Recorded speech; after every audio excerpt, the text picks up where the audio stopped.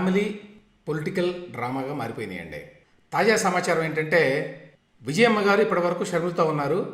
ఆవిడ ఇప్పటి నుంచి జగన్ గారి కోసం ఈసారి ఎన్నికల్లో ఏపీలో ప్రచారం చేస్తారట. మరి మొన్నటి వరకు ఆవిడ షర్మిల గారితో ఎందుకున్నారు, ఇప్పుడు మళ్ళీ జగన్మోహన్ రెడ్డి గారితో ఎందుకు వెళ్తున్నారు అనేది వాళ్ళ వ్యక్తిగత కారణాలు ఉంటాయి దానికి. కానీ దానికి రాజకీయ కారణాలు కానీ దానికి ప్రజలకు వివరించాల్సిన అవసరం కానీ వాళ్ళకి లేవన్నమాట. ఏమిటి విషయం అంటే ఇప్పుడు షర్మిల గారు పెద్ద ఎత్తున దాడి మొదలుపెట్టింది కదా జగన్మోహన్ రెడ్డి గారి మీద. టీడీపీ కంటే జనసేన కంటే ఈ షర్మిల గారు కొత్తగా కాంగ్రెస్ పార్టీ అధ్యక్షురాలుగా వచ్చే ఏపీకి ఆవిడ చేస్తున్న దాడితోటి మన జగన్మోహన్ రెడ్డి గారు గిలగలా కొట్టుకుంటున్నాడండి. ఎందుకంటే ఫ్యామిలీ మెంబరే అటాక్ చేసినప్పుడు చాలా ఇబ్బందులు ఉంటాయి అందులో, ఎందుకంటే వాళ్ళకి చాలా రహస్యాలు తెలుసు కాబట్టి. దానితోటి షర్మిల గారు మరి ఎక్కడ వెనక తగ్గకుండా చాలా తీవ్రమైనటువంటి అటాక్ చేస్తుంది ప్రతిరోజు కూడా. సో ఈ దెబ్బతోటి జగన్మోహన్ రెడ్డి గారు దిమ్మ తిరిగి వాళ్ళ అమ్మగారు విజయమ్మ గారికి ఫోన్ చేసి ఇప్పుడు నువ్వే దిక్కు అని చెప్పి వేడుకున్నాడు అని ఒక వార్త అండి. ఇప్పుడు షర్మిల కూడా నా మీద పెద్ద ఎత్తున అటాక్ చేస్తుంది, దీనివల్ల ప్రతిపక్షాలకు ఎంతో ఉపయోగం, నాకు ఇప్పటికే చాలా ఇబ్బందులు ఉన్నాయి, నేను ఓడిపోతే ఏమవుతుందో తెలుసు కదా నీకు, నేను కనుక ఓడిపోతే ఈ కేసుల్లో వేగం పెరుగుతుంది, ఏదో కేసులో నాకు జైలు శిక్ష వేస్తారు, అప్పుడు నేను శేష జీవితం అంతా జైల్లోనే గడపాల్సి వస్తుంది, అందువల్ల దయచేసి నువ్వు నాతో రావాలి. ఎందుకంటే ఒకసారి విజయమ్మ గారు కనుక జగన్మోహన్ రెడ్డితో వెళితే లేక ఆయన తరఫున ప్రచారం చేస్తే రేపు ఎన్నికల్లో అది కొంత మోరల్గా మరి వైసీపీకి జగన్కి బూస్ట్ కదా. ఎస్పెషలీ జగన్ క్యాడరు కకావికలం అవుతున్నారండి ఈ షర్మిల అటాక్ మొదలుపెట్టిన తర్వాత. ఏం చేయాలో దిక్కుతోచటంలో వాళ్ళకి. ఈవెన్ వైసీపీ నాయకత్వంలో కూడా మీరు చూస్తే పెద్ద నాయకులు కూడా ఎంతవరకు తిట్టాలో షర్మిల అర్థం కావట్లే వాళ్ళకి. ఆవిడేమో నో హోల్డ్స్ బార్డ్ అన్నట్టుగా మాట్లాడుతుంది. సో ఈ నేపథ్యంలో విజయమ్మ గారిని మరి ఏదో విధంగా కన్విన్స్ చేశాడు, వేడుకున్నాడు, అమ్మా నువ్వే దిక్కు అని చెప్పి మరి బతిలాడుకున్నాడు అని చెప్పి ఆంధ్రజ్యోతిలో ఒక వార్త అండి. ఈ ప్రకారం ఏంటంటే విజయమ్మ గారు ఒప్పుకున్నారట, సరే నేను నీ తరఫున ప్రచారం చేస్తాను అని. అంటే ఇక్కడ ఒక విషయం ఏంటంటే జనంతో ఏమీ సంబంధం లేదు, ప్రజలతో ఏమీ సంబంధం లేదు. విజయమ్మ గారు వైఎస్ఆర్కి ఓటేయమంటే ఓటేయాలి. ఆ టైంలో యాక్చువల్గా ఈవిడ ప్రచారం చేయలేదనుకోండి. ఆ తర్వాత మా జగన్మోహన్ రెడ్డి మా అబ్బాయి అని చెప్పి ఎంతో దీనంగా వేడుకుంటే అప్పుడు జగన్మోహన్ రెడ్డి గారికి ఓటేయాలి. ఆ తర్వాత తెలంగాణ వచ్చి మా షర్మిలమ్మకి ఓటేయండి అని చెప్పి చెప్తే షర్మిల గారికి ఓటేయాలి వైఎస్ఆర్ తెలంగాణ కాంగ్రెస్ పార్టీ పేరుతోటి. ఆ తర్వాత అక్కడ పార్టీని మానేసి షర్మిల గారు ఏపీకి వెళ్ళి అక్కడ కాంగ్రెస్ పార్టీ అధ్యక్షురాలుగా మారితే అక్కడ ఇప్పుడు మళ్ళీ మనసు మార్చుకొని జగన్మోహన్ రెడ్డి గారి దగ్గరికి వెళ్ళి జగన్మోహన్ రెడ్డి గారి తరఫున మరి ఆయన బహుశా రిక్వెస్ట్ చేస్తే బతివలాడితే వెళ్ళి ప్రచారం చేస్తే ప్రజల్లోకి వెళ్ళి మళ్ళీ బైబిల్ పెట్టుకొని తిరుగుతారన్నమాట. తిరిగితే ప్రజలు విజయమ్మ గారు అడిగారు కాబట్టి మళ్ళీ జగన్మోహన్ రెడ్డి గారు ఓటేయాలి.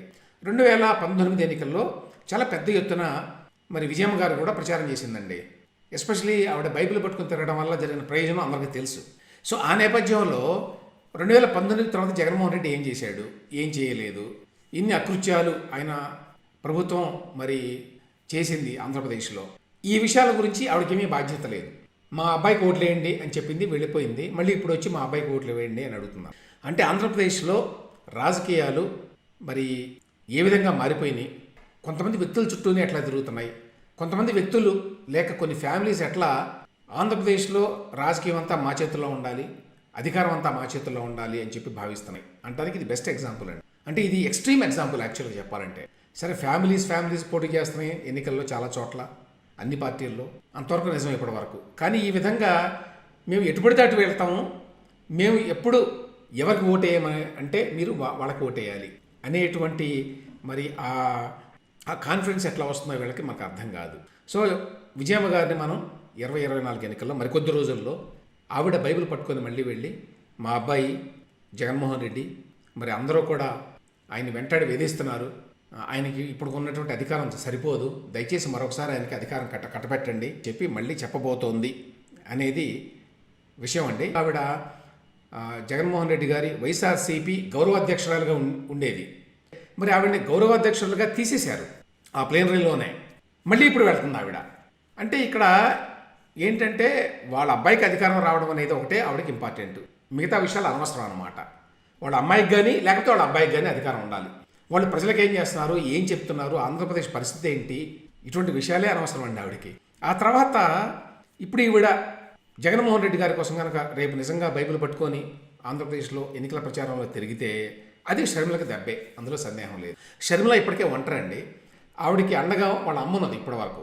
కానీ వాళ్ళ అమ్మ కూడా కనుక వెళితే జగన్మోహన్ రెడ్డి వైపు న్యాచురల్లీ షర్మిలకి అది దెబ్బే.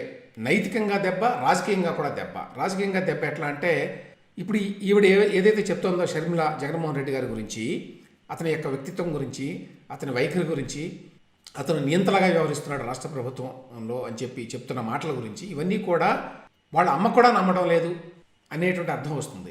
సో ఆ రకంగా విదిన్ ద ఫ్యామిలీ ఎవరైతే వైఎస్ఆర్సీపీ అభిమానులు ఉన్నారో వాళ్ళందరికీ పెద్ద రిలీఫ్ విజయమ్మ గారు కనుక వెళ్ళి ప్రచారం చేస్తే. ఆంధ్రజ్యోతిలో వచ్చినటువంటి ఈ వార్త కనుక నిజమైతే ఆ రకంగా జగన్మోహన్ రెడ్డి ఎన్నికలకు ముందు ఒక పాయింట్ స్కోర్ చేసినట్టేనండి, అందులో సందేహం లేదు. అయితే ఈలోగా షర్మిల మాత్రం ఏమాత్రం వెనక్కి తగ్గడం లేదండి. ఆ విషయంలో మెచ్చుకోవాలి. ఇప్పటికే ఆవిడ ఒంటరి అని చెప్పాను. అంటే అనేక రకాలుగా ఆవిడకి జగన్మోహన్ రెడ్డికి ఉన్నంత డబ్బు లేదు, అంత మంది మార్బలం లేదు, అంత ఎంత దూరమైనా వెళ్ళి ఏదైనా చేయగల సామర్థ్యం, అంటే మొండి పట్టుదల మాత్రం ఉన్నది. కానీ షర్మిలకి వాళ్ళ అన్నతో కంపేర్ చేస్తే వాళ్ళ అన్నకంటే ఒక ఆకు ఎక్కువ చదివింది ఆ విషయంలో ఆవిడ. కానీ మిగతా విషయాల్లో ఆవిడకి మరి సపోర్ట్ సిస్టమ్స్ అంత లేవు. అయినా కూడా ఏమాత్రం తగ్గకుండా మాట్లాడుతోందండి. నిన్న కూడా మాట్లాడింది ఆవిడ. అదేంటంటే ఈ వైఎస్ఆర్సీపీ అనేది వైఎస్ఆర్ పార్టీ కాదు, వైసీపీలో వైఎస్ఆర్ లేరు, ఎవరు ఉన్నారా అంటే వైవి సుబ్బారెడ్డి, విజయసాయిరెడ్డి, సజ్జల రామకృష్ణారెడ్డి అని చెప్పింది. వైకాపా అంటే వైవి సాయిరెడ్డి, రామకృష్ణారెడ్డి. ధైర్యంగా ఉన్నారండి ఈ మాటలు మాట్లాడాలంటే. ఎందుకు వీళ్ళ ముగ్గురినే సెలెక్ట్ చేసుకుంది ఆవిడంటే, ఒకటి అందరికీ తెలుసు వీళ్ళే మొత్తం పెత్తనం అంతా ఆ పార్టీలో. మన పేదల ప్రతినిధి అయినటువంటి జగన్మోహన్ రెడ్డి గారు పెత్తనం అంతా ఇచ్చింది వీళ్ళకే. వైవి సుబ్బారెడ్డి గారు బాబాయి, సాయిరెడ్డి వాళ్ళ ఆడిటరు, రామకృష్ణారెడ్డి వాళ్ళ బిజినెస్ పార్ట్నరు. సో వీళ్ళ ముగ్గురికే మొత్తం అధికారాన్ని అంతా ఇచ్చాడు జగన్మోహన్ రెడ్డి గారు. వీళ్ళ ముగ్గురిని ఎందుకు స్పెసిఫిక్గా చెప్పిందంటే, ఈ మధ్యకాలంలో షర్మిల గురించి మాట్లాడిన వ్యక్తులు ఈ ముగ్గురే. వైవి సుబ్బారెడ్డి మాట్లాడాడు, విజయసాయిరెడ్డి మాట్లాడాడు, రామకృష్ణారెడ్డి మాట్లాడాడు షర్మిల గారి గురించి ఈ మధ్య గత వారం రోజుల్లో. ఆ నేపథ్యంలో ఆవిడ అటాక్ చేయదలుచుకుందనమాట. నేను ఒంగోలులో మాట్లాడింది ఇవన్నీ కూడా.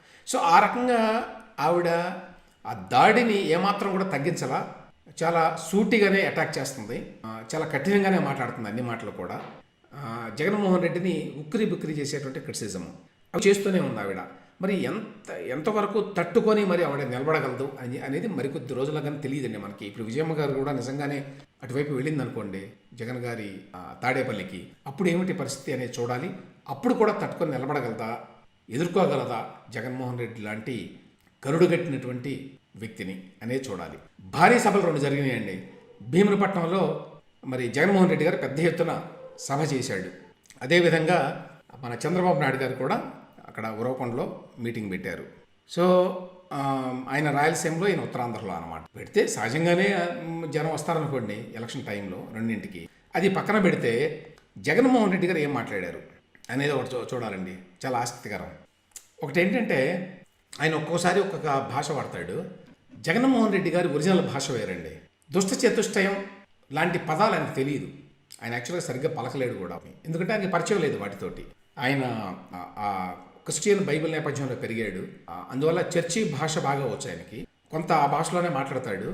ఈ దుష్ట చతుష్టయం లాంటి సంస్కృత పదాలు ఆయనకి అలవాటు ఉండవు.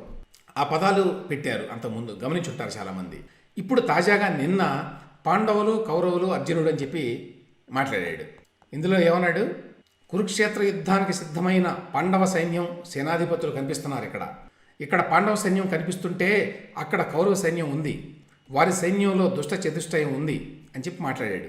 తర్వాత ఇక్కడ ఉన్నది అభిమన్యుడు కాదు, ఇక్కడ ఉన్నది అర్జునుడు. ఈ అర్జునుడికి మీ అందరి తోడు కృష్ణుడి రూపేణ అన్నదండలు ఉన్నాయి. ఇవన్నీ జగన్మోహన్ రెడ్డి గారి మాటలు కాదని చెప్పి అందరూ తెలుసండి. ఒక్కొక్కరికి ఒక్కొక్క లాంగ్వేజ్, ఒక్కొక్క భాష ఉంటుంది. ఇది ఎంత మాత్రమూ జగన్మోహన్ రెడ్డి గారి భాష కాదు, ఆయన తెచ్చిపెట్టుకున్న భాష, ఎవరో రాసిన దాన్ని చదివినటువంటి భాష అది. ఈ రకమైన భాష స్క్రిప్ట్ రైటర్ ఇస్తున్నారన్నమాట.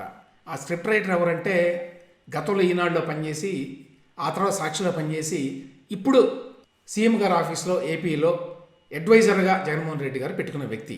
అతని యొక్క భాష అండి ఇది. ఈ యొక్క లాంగ్వేజ్, ఈ పురాణాల లాంగ్వేజ్, హిందూ మత పురాణాల్లోంచి తెచ్చుకున్నటువంటి ఈ సమాసాలు, సందులు ఇవన్నీ కూడా ఆ వ్యక్తివి. ఆయన రాసిస్తే ఈయన చదువుతున్నాడు. మన జగన్మోహన్ రెడ్డి గారికి ఈ పాండవులు ఏమిటి, కౌరవులు ఏమిటి, అభిమన్యుడు ఏమిటి, అర్జునుడు ఏమిటి, ఈ తేడాలు ఏమిటి అనే విషయాలు తెలుసుంటాయని నేనైతే అనుకోవడం వల్ల.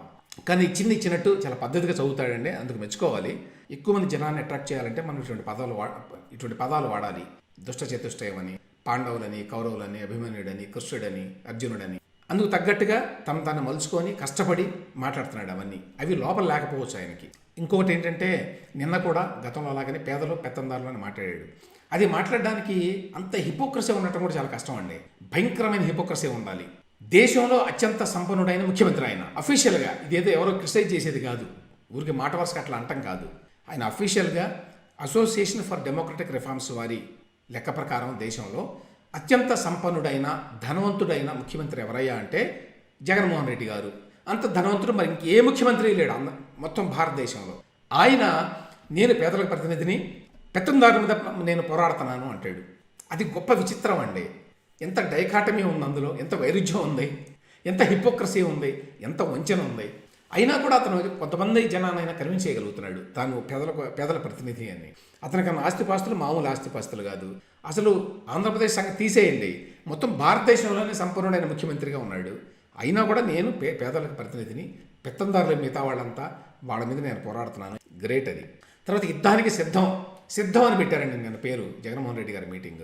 ఎందుకు పెట్టారంటే ఇదిగో యుద్ధానికి సిద్ధం ఇట్లాంటివి రాసుకోవడానికి. ఏమైందంటే మొన్న ఈ ఎడ్యుకేషనల్ కాంక్లేవ్లో కొంచెం బేలగా మాట్లాడితే ఆయన దాని మీద విపరీతమైన ట్రోలింగ్ జరిగింది. ఈ టీడీపీ వాడు, జనసేన వాళ్ళు అందరూ చేస్తారు కదా న్యాచురల్గా. దాని మీద మళ్ళీ కాన్ఫిడెన్స్ ఏమైనా తగ్గుతుంది మన పార్టీ శ్రేణులకి అని చెప్పి దాన్ని కొంచెం పాజిటివ్గా మలచాలి అని చెప్పి సిద్ధం అనే పేరు పెట్టి చేశారు. అందులో ఇంకొకటి ఏం చేశారంటే ఇంతకుముందు ఎవరు చేయండి, ఆ మీటింగ్లో జనరల్గా జగన్మోహన్ రెడ్డి గారు బొమ్మలు పెడతారు. ఇంకెవరు బొమ్మ పెట్టడానికి కూడా వీల్లేదండి. వేరే పార్టీల్లో అయితే ఈ స్థానిక నాయకులు వీళ్ళు బొమ్మలు కూడా ఉంటాయి. కానీ జగన్మోహన్ రెడ్డి గారి మీటింగ్లో ఆయనవే కనిపించాలి అక్కడ. దాంతో పాటుగా చంద్రబాబు నాయుడు గారు, మన పవన్ కళ్యాణ్ గారు, ఇతరులు నాయకులు వాళ్ళ యొక్క వికృతమైనటువంటి బొమ్మలు తయారు చేసి పెట్టారండి అక్కడ. అంటే వాళ్ళని విలన్లుగా లేక కమెడియన్లుగా నెగటివ్ స్పాట్లైట్లో చూపించాలి అనే ఉద్దేశంతో. అది ఈ ఎన్నికల క్యాంపెయిన్లో కొత్తగా జరిగినటువంటి డెవలప్మెంట్ అనమాట. ఇంతకుముందు ఎప్పుడు జరగాల. ఓకే, ఇక గల్లా జయదేవ్ గారండి, ఆయన ఇవాళ గుంటూరులో ఒక పార్టీ ఇస్తున్నారట. ఏంటంటే ఏమన్నా అది ఎన్నికల నుంచి వైదొలుగుతున్నాడు, రాజకీయాల నుంచి వైదొలుగుతున్నాడు. ఆ సందర్భంగా ఒక పార్టీ ఇస్తుంది. గల్లా జయదేవ్ గారు అందరికీ తెలుసు, గుంటూరులో 2 సార్లు ఎంపీగా గెలిచాడు పార్టీ తరఫున. అటువంటి వ్యక్తి, యంగ్ పర్సన్ కూడా, చదువుకున్నవాడు, అమెరికాలో చదువుకున్నాడు, పెద్ద ఇండస్ట్రీని నడుపుతున్నాడు, అమరాజా బ్యాటరీస్. అటువంటి వ్యక్తి ఎందుకు రాజకీయాల నుంచి వైదొలుగుతున్నాడు? ఎందుకు వైదొలుగుతున్నాడు అంటే ఇవాళ రాజకీయాలు బిజినెస్ వీటికి తేడా లేకుండా చేశారు. ఒకటి, రాజకీయాల్లో ఉంటే వాళ్ళ యొక్క బిజినెస్ను కూడా దెబ్బతీయడానికి ఈ అధికారంలో ఉన్న వాళ్ళు ఏమాత్రం సందేహించడం వల్ల మీరు అధికార పార్టీకి తలగ్గితేనే బిజినెస్ చేయగలరు, లేకపోతే చేయలేరు. ఎస్పెషలీ మీరు రాజకీయాల్లో ఉంటే ఇంకా సమస్య. ఆ రాజకీయాల్లో మీరు అవతల పార్టీలో ఉంటే ఇంకా పెద్ద సమస్య. ఈ విషయంలో జగన్మోహన్ రెడ్డి ఒక క్లియర్ మెసేజ్ ఇచ్చాడండి. ఏ బిజినెస్ పర్సన్ అయినా సరే ఏపీలో వాళ్ళకి ఏదైనా బిజినెస్ ఉంటే వాళ్ళంతా కూడా నా పార్టీలో ఉండాలి, లేకపోతే నాకు తలగ్గు ఉండాలి. అలా గనక లేకపోతే వాళ్ళ అంతు చూస్తా, వాళ్ళ బిజినెస్ని సర్వనాశనం చేస్తా అని చెప్పి చేశాడు కూడా, మిగతా వాళ్ళ కాదు. ఆ రకంగా అమర్రాజా బ్యాటరీస్ అనేది ఎప్పుడో వాళ్ళ తండ్రి గారు, ఆయన కూడా అమెరికాలో చదువుకొని అమెరికా నుంచి వచ్చి వెనకబడినటువంటి చిత్తూరు ప్రాంతంలో ఆ పరిశ్రమ పెట్టాడండి. ఆ కాలంలో ఆ చిత్తూరు వైపు వెళ్ళేవాడే లేడు ఇండస్ట్రియలిస్టు. ఆ టైంలో మరి గల్లా రామచంద్ర నాయుడు గారు పెట్టి దాన్ని చాలా డెవలప్ చేసి ఎంతోమందికి ఉపాధి కల్పించారు, వేల మందికి. ఇవాళ కూడా ఆ ప్రాంతంలో పరిశ్రమలు పెట్టడానికి ముందుకు రారండి, అంత కష్టం. ఇన్ని సంవత్సరాల తర్వాత కూడా ఆయన 30-40 ఏళ్ల క్రితమే పెట్టాడు. దాన్ని జయదేవ్ కూడా బాగా పైకి తీసుకొచ్చారు. అది దేశంలో లీడింగ్ కంపెనీస్లో ఒకటిగా ఉంది. అటువంటి కంపెనీని నానా రకాలుగా ఇబ్బందులు పెట్టి, కేసులు పెట్టి, కంపెనీ నడవనీయకుండా చేసి ఇన్ని చేశారండి. ఆ తర్వాత దాని ఎక్స్పాన్షన్ ఉంది. యాక్చువల్గా ఎక్స్పాన్షన్లో ఇంకొక దాన్ని పెట్టాలి. కానీ ఈ జగన్మోహన్ రెడ్డి వైఖరి చూసి వాళ్ళకి విరక్తి వచ్చి వెళ్ళి తెలంగాణలో పెట్టారు. తెలంగాణలో వాళ్ళకి బాగానే రిసెప్షన్ వచ్చింది అనుకోండి. గతంలో ఉన్న కేసీఆర్ గారు కానివ్వండి, ఇప్పుడున్నటువంటి రేవంత్ రెడ్డి గారు కానివ్వండి, వాళ్ళు పెట్టేశారు ఫ్యాక్టరీ ఆల్రెడీ. ఆ పెట్టిన ఫ్యాక్టరీని చాలా ఎంకరేజ్ చేస్తున్నారు. సో దీన్ని మొత్తం వ్యవహారాన్ని బట్టి ఏంటంటే ఇవాళ ఒక బిజినెస్ మ్యాన్ నీతిగా నిజాయితీగా బిజినెస్ చేయడానికి అవకాశం లేదు ఆంధ్రప్రదేశ్. రాజకీయాల్లో ఉన్నవాళ్ళు ఎస్పెషల్లీ అసలు చేయలేరు. అతను గల్లా జయదేవ్ అనే వ్యక్తి, అతనికి ఇంటిగ్రిటీ ఉంది, అవినీతిపరుడు కాదు. ఎందుకంటే అతనికి బోల్డ్ అన్ని డబ్బులు ఉన్నాయి. అతను కూడా one of the richest MPs దేశంలో. కాబట్టి అతనికి ఏమాత్రం అవినీతికి పాల్పడ్డాడన్న ఆరోపణలు కూడా లేవండి. మీరు గమనించాల్సిన విషయం, మన జగన్మోహన్ రెడ్డి గారు కూడా చాలా పెద్ద ఎత్తున డబ్బులు ఉన్నాయి. నిజానికి ఆయనకి డబ్బులు అవసరం లేదు ఇంకా.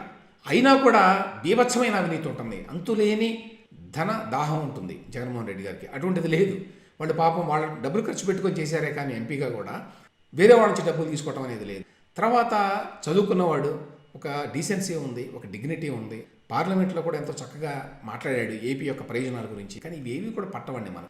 అటువంటి వ్యక్తులు ఇవాళ రాజకీయాల్లో నిలబడలేరు. అందువల్ల అతను గతంలోనే చాలా నెలల ముందే మరి లోకేష్ కూడా ఎంతో సన్నిహితుడు, ఆయనకి టికెట్కి ఇబ్బంది లేదు, అయినా కూడా నేను రాజకీయాల్లో కొనసాగను అని చెప్పి ఇవాళ తను రాజకీయాల్లో ఉన్నటువంటి ఈ 10 సంవత్సరాలు గుంటూరు కదా, గుంటూరుకు వచ్చి పోటీ చేశాడు కదా, గుంటూరులో ఎంతోమంది హెల్ప్ చేశారని చెప్పి వాళ్ళందరికీ థ్యాంక్స్ గివింగ్ పార్టీ లాంటిది. ఆ పార్టీకి ఇవాళ తెలుగుదేశం నుంచి కూడా వెళుతున్నారు చాలామంది, లోకేష్ గారు మిగతా వాళ్ళని చెప్పి కూడా వచ్చినాయి సమాచారం.